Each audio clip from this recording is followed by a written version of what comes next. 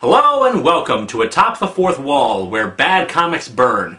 Today we once again venture forth into the deepest depths of insanity known as the Silver Age. As such, it's time for a little segment I like to call Comic History You Don't Care About But Need to Know in Order to Understand This. Comic book history is usually defined in terms of ages. The first, the Golden Age of comics, began roughly with the first appearance of Superman in Action Comics #1 and began the careers of most of the more recognizable heroes. It ended roughly around a point following World War II when superhero books went out of fashion and most were replaced with westerns, romance, and science fiction stories. Following that was the Silver Age, where older superheroes were revised with more of a sci-fi twist. It was usually known for how goofy and bizarre a lot of the stories were. The Silver Age ended when Spider-Man's longtime romantic interest, Gwen Stacy, was killed by the Green Goblin. The intermediate period is usually recognized as the Bronze Age of comics, with more of a focus on social issues and attempts to make comics a little more relevant. Then there was the Dark Age, and I'll save that for another day.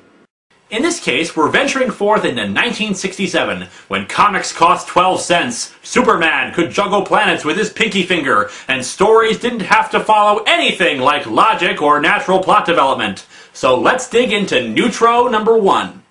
I'll tell you one thing, a lot of the covers back then knew how to suck you in. In this case, we have a giant robot attacking the city. He's shooting finger beams at two attacking jet planes, and he resembles Boris Karloff as the Mummy. Down below, Communist General Ben Kingsley cowers in fear, while Robert Mitchum and an aging Super Mario try to, unsuccessfully, listen to Casey Kasem. Neutro, the most astounding superhero of all! Cool! Why is he the most astounding? Neutro does not know the difference between right and wrong. Okay, that's not very good if he's a superhero. We open to this random montage of information about flying saucers and the history of them. I'm sure this is either educational or just mysterious, but frankly I see all of this crap and all I can think of is, well...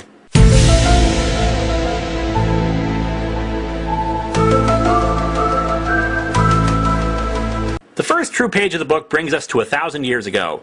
The sighting was viewed by more than 200 eyes and spoken of by more than 100 tongues, but only one hand wrote a record of the strange event. Pretty impressive considering that, according to the research I've gathered, Native Americans didn't really have written languages at this point. I do apologize ahead of time if it turns out I'm wrong in that fact, but fortunately they get around that historical hiccup by saying it became a legend that was passed down from generation to vulture and cow skull. It was here, the legend says, that the sun fell to the ground. The sun being saucer-shaped, silver, made of metal, and with a green dome on top of it. The first sign was a light in the heavens. My ancestors were terrified at first, but their curiosity won them over. They saw creatures like themselves, yet different. They were apparently setting up some kind of underground alien Walmart. After they left, a hill stood on the spot marking the burial grounds of the strangers' boxes.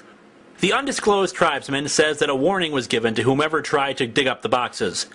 He who disturbs this resting place shall perish. Resting place? So what? The aliens travel thousands of light years to dump their corpses in orange boxes in our deserts? The guy the Indian is explaining this to says, nuts! And because of that silly so-called omen, the burial ground is lost forever. However, in one simple panel he has a change of heart. No! I refuse to believe that the place is lost, just as I refuse to believe that the saucer legend is untrue. Who the hell talks like this? I accept to non-believe that the comic I am reading is unstupid. He hires a group of men to dig in random hills in hopes of finding it, but after a few weeks in the hot sun, most of them give up. Everyone is left but you two. Are you believers? Or maybe you're as crazy as I am. One panel later, the two remaining diggers apparently decided they didn't like being called crazy by their employer and quit. He continually goes out digging in random spots for the boxes and, in his anger, he smashes his shovel against something. For some reason, this apparently brings him to find something. It is true! These boxes, they're not like anything on this earth! Orange boxes? Sorcerer! He finds lots more of the orange boxes and stacks them up. What are they? What do they contain? Man, is he going to be disappointed when he finds out that he actually discovered all the discarded ET for the Atari 2600 cartridges. We learn our protagonist's name is John Dodge, and he brings the boxes back to a makeshift laboratory with his assistant, Doc Banyan. However, he kinda looks like a bald James Doohan, so forgive me for indulging a Scottish accent. Maybe we should leave him alone. Maybe there's a curse. Oh, sure! I searched for months for the damn alien boxes, digging up half of New Mexico, so why don't you take them back and bury them again, jackass? Dodge forces a box open and they look inside. Great Scott! I don't believe it! How? How is it possible? Ancient porno mags! It's full of ancient porno mags! No, actually, it's electronics. To make matters better, these electronics come with instructions. Because when you're leaving a giant robot on a planet for 1,000 years, no doubt in your attempt to make sure it harms no one again, you want to leave an instruction manual. We don't know what we're building. Or do we? Yes, Doc, we do. Congratulations on your purchase of a Neutro Deathmaster 9000. In a short time, they fully construct Neutro. He has the power of countless men! Well, okay, 4. He's virtually invincible. His only failing is, Neutro has no brain. Hey, that's not a nice thing to say, especially when he's in the room with you. During the next few months, John Dodge and Doc Banyan learned what Neutro could really do. Surprisingly little, it turns out. He, Neutro, could bore his way through the center of the Earth. This proved to be a very unmarketable skill, what with the whole blowing up the planet thing. He could bend steel like paper. Look at me, brain the size of a planet, and they ask me to bend a steel girder. Life. Don't talk to me about life. He could make mighty rivers flow backwards. Physics is Neutro's bitch! He could destroy entire flotillas. He could destroy and bring to ground squadrons of huge bombers. John Dodge, Doc Scotty, maybe you should stop blowing up the military. He could rip tanks in half and rip up battalions of armed soldiers. He could swallow bullets like a baby swallows candy. So he chokes on bullets. Well, maybe this isn't so bad. Maybe it's Soviet tanks and ships. He could crush entire cities. What? He could crush entire cities. They're testing Neutro by blowing up cities? It seems to me it's the two humans who don't know the difference between right and wrong. But before we move on, I must preface this. What follows is quite possibly one of the most awesome things ever envisioned by any human being, and it will totally make up for Neutro being a weapon of horrible death and slaughter. You ready? He rides a freaking whale! That's right, a giant robot riding on the back of a whale. And listen to this narration. He could catch whales with a single hand, and if there were dinosaurs on Earth, he could reduce 20 of them to ashes. 21 though? Then he's screwed. Also, Neutro's size seems to vary significantly.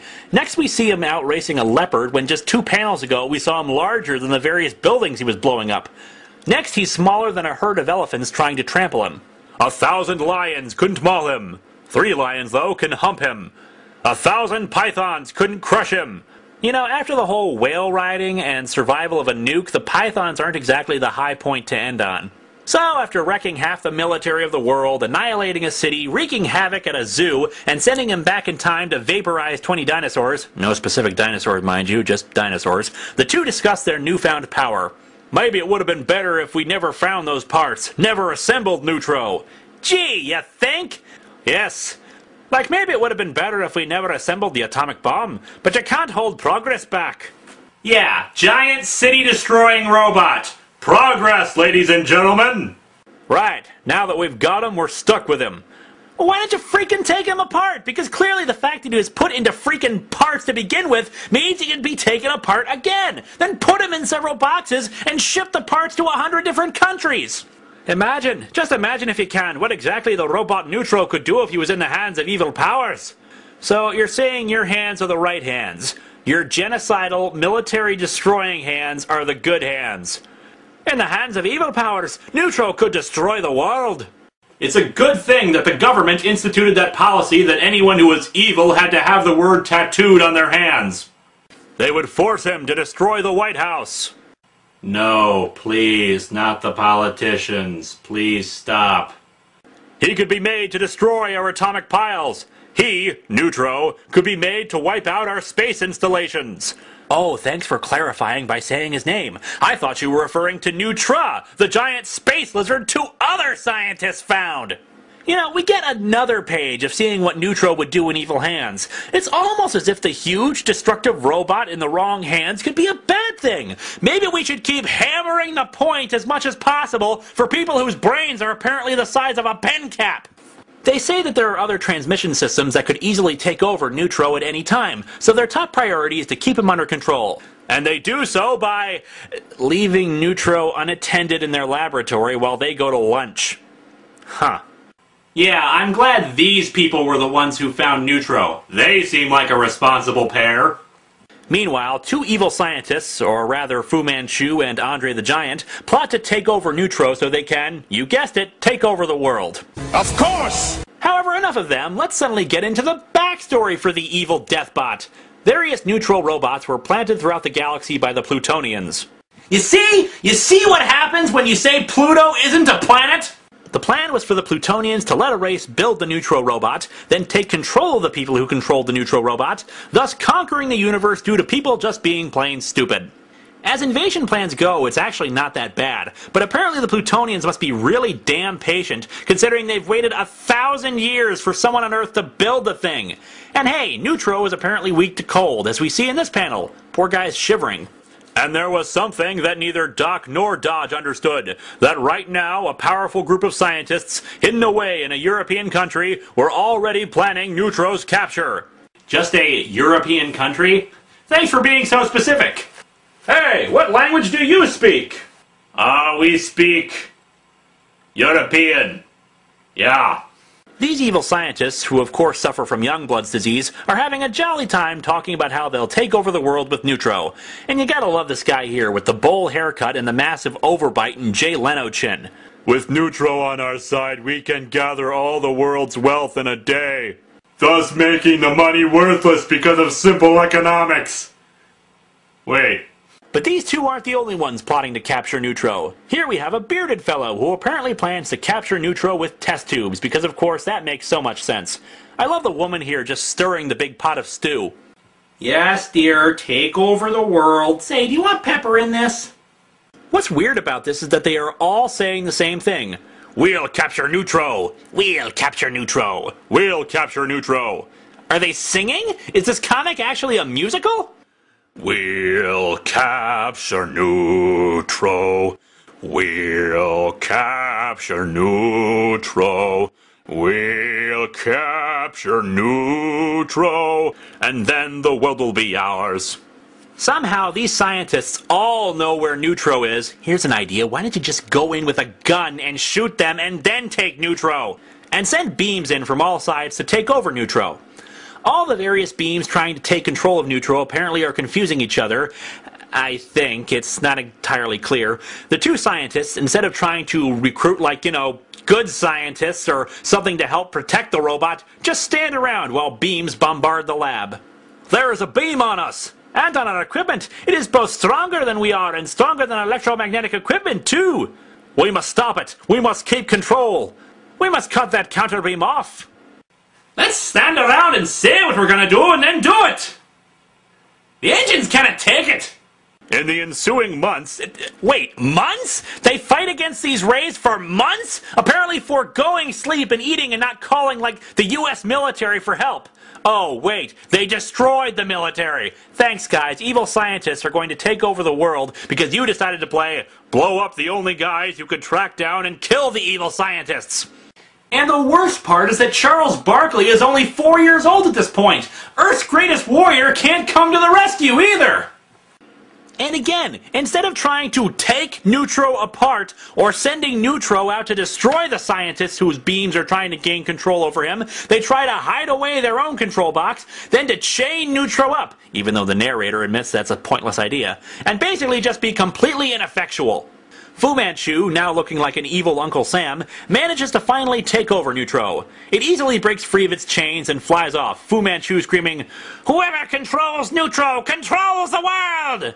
Or, you know, the burnt-out cinder that remains of the world. We've lost him! He's gone forever! Maybe not forever! Well, make up your mind! Do you mean we'll get him back? We must get him back! A statement not meant lightly.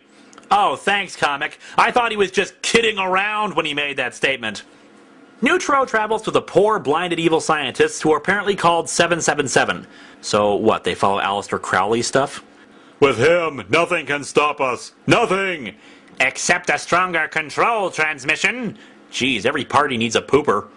And so our comic ends with this epic warning. Is that true? Will Neutro belong to Group 777? Will Neutro be lost forever to Dodge and Doc in their struggle for good? Well, knowing their track record so far, all we do know is Neutro is the most terrifying menace and the strongest force for good the world has ever seen. Yeah, I'm sure the alien robot of death that rains hellish destruction upon the world is truly a force for good. Whichever group controls him holds the destiny of the world. Who will it be? You have 5 seconds to answer. Your time is up. Judges say 98% of you said, who the hell cares? And we remind people that there is a 2% margin of error. This comic is just stupid, and it outright lies to us. Neutro isn't a superhero. He doesn't do anything of his own power, and he killed lots of innocent people. There can be heroes who use giant robots or mech suits to fight crime, but really, when your robot can be taken over by evil so easily that... hell?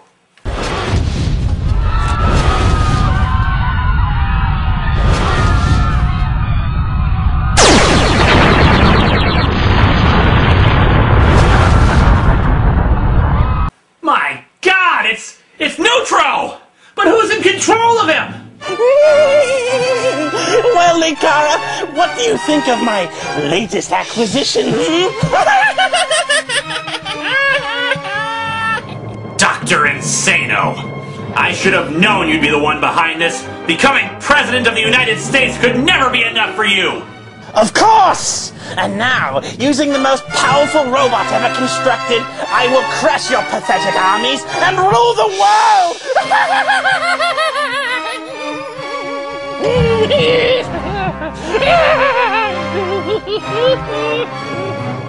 But how? How did you gain control of him? How? With science, of course! Oh, well, I guess that actually does make sense. But I won't let you get away with this, you insane bastard! Magic coin, make my me grow! Wait. Alright, Neutro, you may be a gigantic machine of mass destruction, but I am a man! Ow! Son of a bitch, that hurt! Ass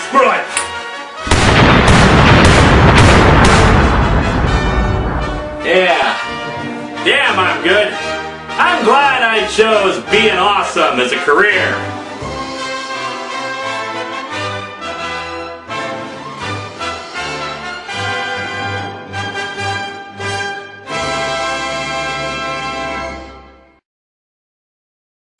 Oh, you like that, do you?